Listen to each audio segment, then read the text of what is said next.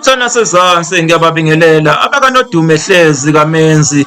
uNomakhwelo ingonyama uhlanya olisemehleni amadoda ubayede kaNdaba uNdaba omhle kakhulu uNdaba ngiyameba ngimuke naye ngimbuke kuze kwehle nenyembezi kube sengathi ngibuka isihlahla somdlebe igwija likaMdlaka ligwegwe lijiyeze abasini bengoma isakithi kwadukuza leso isilo ushaka ngethemba basaphila bonke abenguni enhlana sezansi saphila thina kwasokhumalo ngizophosa itshe esivivaneni ngeyibongoze isilo sakithi kwadukuza isilo ushaka ngizoqala ngalezi ezithi isilo ushaka singunodumo ehlezi kaMenzi kungani isilo ushaka sibonga ngokuthi siwunodumo ehlezi kaMenzi isilo ushaka saduma singakabusi singakahlali esihlalweni sobukhosi bakwaZulu nina beqhawe nina bezulu eliphezulu kuzokhumbuleka ukuthi ngenkathi ilembe isilo ushaka sizalwa salandwa umntwana umudli wasiyisa kwaZulu kugogo waso uMthaniya nakhu ke sekuduma ukuthi ugogo uMthaniya ufuye impaka wagcina ke edlulele phambili ke umntana enkosi uShaka waphikelela kwaQwabe nakhona ke impilo ayibanga yinhle wagcina ke edlulele phambili waphikelela oyengweni esizweni sabathethwa enkosini uDingiswayo oyengweni ke nina beqhawe kuyilapho ke akhulela khona ke umntana enkosi uShaka umntwana uShaka nina beqhawe ziningi ke igameko ezenzeka ezamenza ke waduma kakhulu umntwana uShaka ezabangela ukuthi adume kakhulu kuyavela nina besilo uma kuxoxa umlando ukuthi ngenkathi ke umntwana uShaka ekhula kwamthethwa kwaba khona isigameko lapho abula la khona uholokoqo lwemamba olwaseluqede inkomo zenkosi uDingiswayo kuyavela futhi ukuthi kwaba khona isigameko ngenkathi ekhula kwamthethwa ukuthi wake wabulala ingwe nina beqhawe kuyavela futhi nokuthi ngenkathi ekhula khona kwamthethwa eseyibhungu nina beqhawe wabulala uhlanya kuthiwa lolo hlanya lwaludla inkomo zenkosi yabathethwa inkosi uDingiswayo igama lalolo hlanya kuthiwa kwakunsimbana kaLugaju owayebuye aziwe ngokuthi unguLembe nina beqhawe kuyileso ke sizathu ke ilembe ke noma ngithi isilo uShaka sibonga ngokuthi seyilembe eleqa amanye amalembe ngokukhalipha uhlanya olisemehlweni amadoda kusokusho yena ke uLembe loyo owayedla inkomo zabathethwa nina beqhawe waduma ehlezi ke umntwana ke uShaka kuzokhumbuleka futhi ukuthi ngenkathi ke ibambene phezulu impi yabathethwa kanye neyamashenge ke amashenge abakwaButhelezi ababeholwa inkosi uPhungashe kanye nabathethwa ababeholwa bebuswa inkosi uDingiswayo umntwana uShaka wayibamba ngasohlangothini lwenkosi uDingiswayo kuthiwa ke umntwana uShaka wayeseqalile vele ukulwa ngeqhwa ezicweni ebuthweni lezicwe zesibili kuthiwa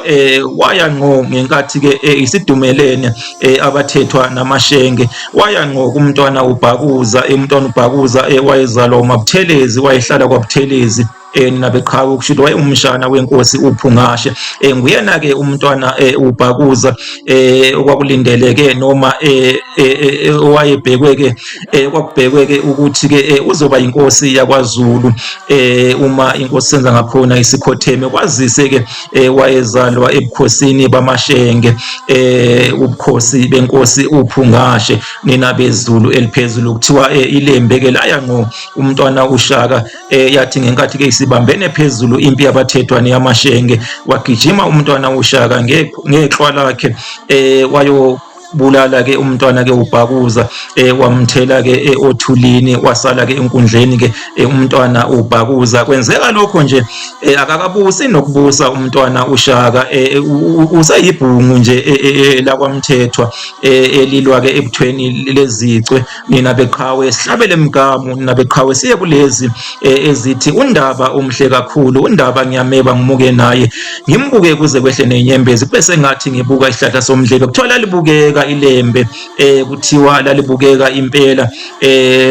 nina bezulu eliphezulu, linogazi futhi lithandeka, ingakho libongwa ngokuthi liwundaba omhle kakhulu. Undaba ngiyameba ngimuke naye, ngimbuke kuze kwehle nenyembezi, kube sengathi ngibuka isihlahla somdlebe, esidlulele nakulezi ezithi igwitsha likaMdlaka ligwegwe lijeze abasini bengoma. Igwitsha-ke nina besilo ijadu, nina beqhawe, nina bezulu eliphezulu. UMdlaka lona okukhulunywa ngaye induna, undunankulu walo-ke ilembe ngesikhathi salo, ngesikhathi sokubusa kwalo. UMdlaka lona wayengowakwaNtshangase, nguyena-ke wayephaka izimpi zelembe, wayewundunankulu kaZulu ngesikhathi sokubusa kwelembe, nina bezulu eliphezulu. Uma kuthiwa-ke igwitsha likaMdlaka ligwegwe, kusuke kusho ukuthi angeke-ke uliqonde igwitsha likaMdlaka. Igwitsha leli ngokweyibongo kusuke kushiwo impi, hhayi ijadu. Imbongi lana kusho ukuthi iyayicikoza, ithi-ke impi kaMdlaka ngeke uyiqonde, ngeke uyi-understand nina beqhawe. Lijiyeze abasini bengoma, idide izitha. Abasini bengoma izitha, nina beqhawe, nina bezulu eliphezulu. Kwakubuciko nje bembongi, nina beqhawe. Ake ngimeke lapho, nina beqhawe. Ngizolokho nje ngiyithathe njalo ibongo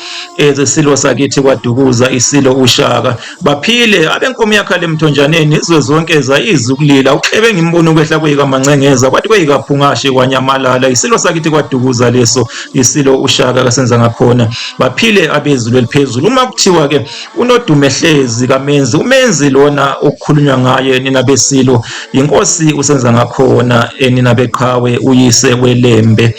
uyise wenkosi uShaka. Baphile abezulu eliphezulu.